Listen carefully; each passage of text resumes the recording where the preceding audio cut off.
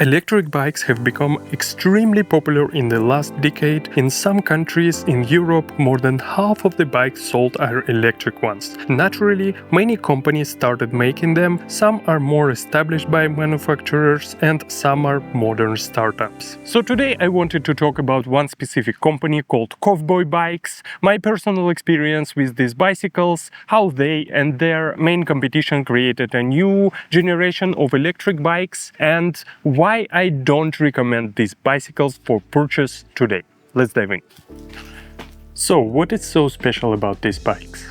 This Cowboy is a Belgian startup founded in 2017 and has become an alternative to the Dutch company called Vanmoof, founded in 2009. The biggest difference they have from the traditional biking model is that they have a tech-first mindset, and also they use a direct-to-consumer strategy of selling those bikes. They also control all the manufacturing using proprietary details, and of course they have pretty slick and nice design. Both Cowboy and Vanmoof definitely had the great intentions in mind. They wanted to revolutionize this old-school biking industry, provide you enough features like mobile application where you can check your bike, turn it off, turn it on, see your speed and use the navigation system, and even track the location of your bike to prevent the bike theft. Both of those bikes were mostly sold online on the company's websites, so they used this direct-to-consumer model, and some of them were even experimenting with a subscription-based model, so you can rent this bike instead of purchasing it. Another distinctive feature is a sleek design of those bikes. Because the companies control production of those bikes and all the details are customized, they managed to create kind of minimalistic, relatively lightweight, they look really cool, and they have the urban focus, so those bikes are perfectly tailored for using in an urban environment. As a tech person myself, I really liked what I read about those bikes. They use kind of this iPhone/Tesla tech-first approach, and everything is kind of convenient and just works out of the box. So I immediately decided to purchase those bikes. Vanmoof was already getting some bad press back then, and also their battery couldn't be separated from the frame of the bike, so you cannot bring it home to charge it there. So I decided to go with a Cowboy. I bought this e-bike. It's a Cowboy ST4 and I bought it in 2023, so more than 2 years ago. Indeed, everything that Cowboy advertised in their beautiful ads were true. It was a very nice looking bike. It was very convenient to use it in the city. The application is great. So everything was very smooth until I started getting the first issues with it. At first, I started getting issues with my battery. We have two of these bikes. My wife's bike was performing in terms of battery much better. She had almost twice as range as I do on the same battery. I thought it may be because of my weight, because I'm heavier than hers, but also the difference was pretty huge. Next, I started getting issues with my brakes. It started making this very loud squeaky noise when you're braking, and here I faced the first issues with this DTC model. To fix anything in this bike, you need to go straight directly to Cowboy. You need to create an issue via chat and basically wait until they fix it. You cannot go to any repair store as with the regular bikes. I remember when reading about Vanmoof reviews, it was a pretty huge deal breaker for many people and they listed it as a downside, but I kinda ignored it because your bike will be perfect forever, right? To be fair, the brake thing was pretty easy to fix. They just sent the person to our house and they replaced the braking discs and it fixed the noise, but the battery took quite a long time to deliver because it's a special battery. It's only produced for these bikes. I think I was waiting around 2 months maybe for delivery of the battery. There was some issue on the customs. They marked it as a hazardous material and stuff like this. After replacement the battery, it also kind of solved the issue a little bit, but not really. So I just shook it off and decided to blame it on the weight difference, but I'm still not sure, maybe something wrong with the bike itself. Next, around 1 year of owning this bike, this started happening. The leading Dutch electric bike maker declared its bankruptcy on the 17th of July. Once the most funded e-bike company in the world now declared bankrupt. Innovative e-bike maker declared bankruptcy this past July. Yeah. the main cowboy competition Vanmoof declared bankruptcy. And it wasn't a good look for the whole industry. Internet was flooded with stories where people were waiting for repairs or the new bike orders for months without an end. Some application features weren't working, and it was just in general pretty devastating to be a Vanmoof owner back then, especially because those bikes are so dependent on the company. Currently, Vanmoof has been bought out by the automotive company McLaren, or rather their subsidiary, but the internet reviews are still mixed. Some people still have some issues with the bike, some people still waiting for the details and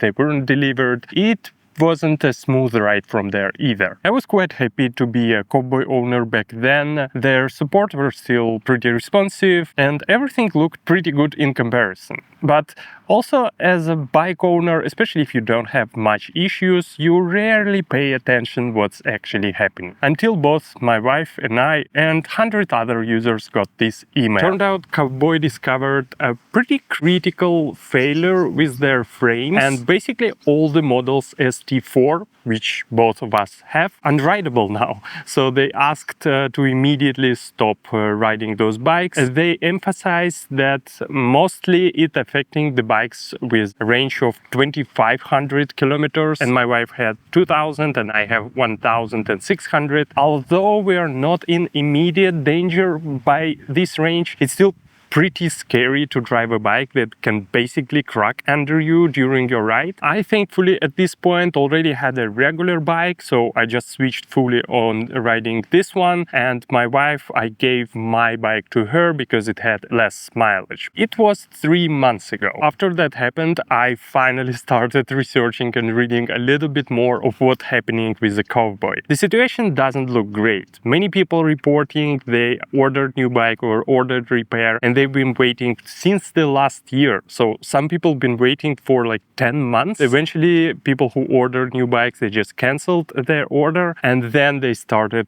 waiting for refund, which is also not coming back to their bank account. So some people just do the chargebacks instead. It all looked really grim to read, to be honest, both as a consumer, because I don't want to deal with these issues as a bike owner, but also as just the person who like this company, who want them to succeed, and everything hints that they maybe have either cash flow issues or supply chain issues. Unfortunately, Cowboy as a company also not handling it very well. Basically, after they sent out these recall emails, technical support were almost non-existent. So at first they were just sending all the same templates, like you have to wait, you have to be patient, etc. But at least it was people who were answering, and nowadays they just put AI agent in their technical support, and of course AI agent always answering the same thing over and over again, and there is absolutely no way to get to the human right now. Some people point out on Reddit that they completely turn off their comments on all the social media, so people are speculating maybe social media team is already not on Cowboy team. All of that gives you a little bit bitter aftertaste as a consumer. The latest news I got from Cowboy is that they only started to producing those replacement details. It was just a week ago. Also, they noted that my wife and I are both in lower priority group as we don't have as much mileage as other people. But the sad part is many people on Reddit posted that they have 10,000 kilometers on their bike and they still part of the lower group. So my guess is that they're prioritizing different countries and regions, because the only real scheduled repairs I saw in France so far and none in the other countries. But also this email, it felt more like saying nothing again, just in many words. I just hope this replacement happens at least in this year. I actually want to sell this bike because I already bought myself non-electric bike and I'm pretty happy with it. Basically right now I cannot do it because I don't want to give another person potentially faulty bike. I only can sell it after they replace my frame. I guess I'll just continue waiting. In general, as a huge proponent of startups and tech-first companies, I really want to both Vanmoof and Cowboy to succeed, get out of this bad situation, the same way I was probably the last person who was cheering for Tesla when everybody is just started hating it just because one stupid person is in charge. But unfortunately, I think technical support, the faulty frame, or where the manufacturing issues, they can be solvable, but the reputation is very, very hard to recover. That all led me to the conclusion that DTC model is not very good, at least in terms of electric bikes. And when it comes to me, I will probably never go to the road of DTC companies and proprietary companies when it comes to electric bicycles or even the regular bicycles, especially because many of the classic model companies now started doing really great e-bikes and they look amazing, but they still use regular model when you go to the bike shop, and they use the third-party details. Even if a company will go bankrupt, you can go to any repair shop and they can replace it or fix it. So you basically know that your bike will always be usable. One of such companies I recently discovered is Valoretti, and Valoretti is a part of a big conglomerate bike manufacturing company that owns different brands. Some of them are very famous, like Gazelle or Kalkhoff, or even the Buckfeed's Urban Arrow. They all owned by one big conglomerate. And Valoretti makes a really amazing and slick designed e-bikes specifically for cities, and they use third-party details from big brands. This seems like a really nice road to go. If I would have been considering buying e-bike again, I would definitely check the Valoretti. But do your own research. Try different bikes, actually ride them before making any purchase. I've never had an intention with this video to put more gasoline on already happening fire, but I still want you to be cautious if you decided to buy Cowboy Bikes, and so you know all the risks you are taking. I still believe tech-first e-bike companies is the future, as we see more and more with the electric cars, but if the companies want our trust as a consumers, they have to do better than this. Can you share your story with different e-bikes, other brands? Do you think these proprietary companies and DTC companies is the future and we'll see more of them, or they are basically doomed? And did you have any experience with Cowboy or Vanmoof bikes? Let me know in the comments. Don't forget to give this video a thumbs up, it helps a lot with the algorithm. Don't forget to subscribe to my channel. I try to post a new video every single week, and I'm also pretty active recently on Instagram and X, and I see you in the next week. Doo-doo.